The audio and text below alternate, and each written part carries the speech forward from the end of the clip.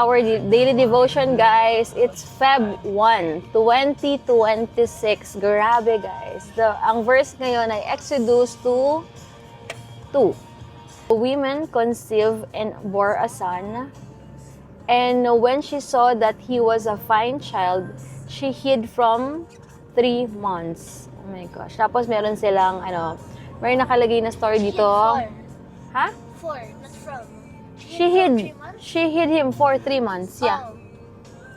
May correct.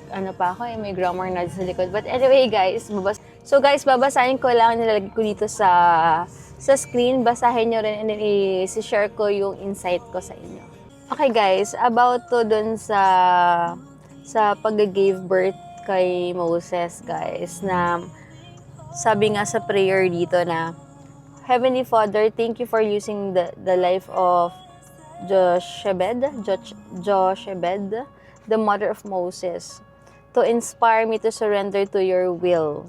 For yours is better than mine. Help me and mold me to always be courageous and humble as Jochebed. In Jesus' name, Amen. Yeah, kasi di ba, minsan parang may mga bagay na bigla na lang na nangyayari and all. May mga parang miracle or mga na-experience tayo na hindi natin maintindihan.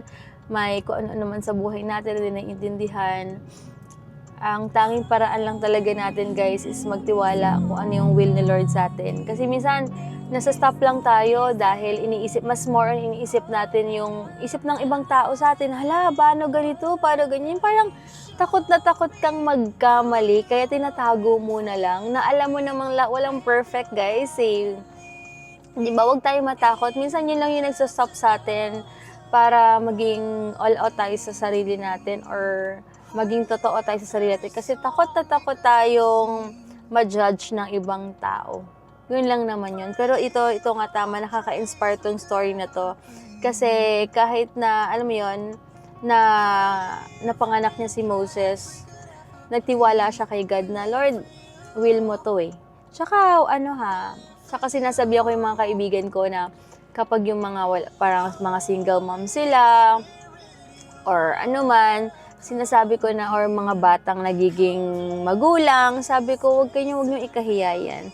Kasi ang dami-daming gustong magkaanak, pero hindi sila magkaanak. So, blessing yan, guys. Huwag natin sila yung parang nagkamali na sila ng desisyon, may standard dito sa mundong to, huhusgahan natin sila. Parang feeling nila tapos na yung buhay nila. No! Minsan yung mga ganyang experience na yan, simula pa lang ng buhay natin yan. Kaya wala kayong dapat ikaya. Ang mundo lang ang nagbibigay ng standard.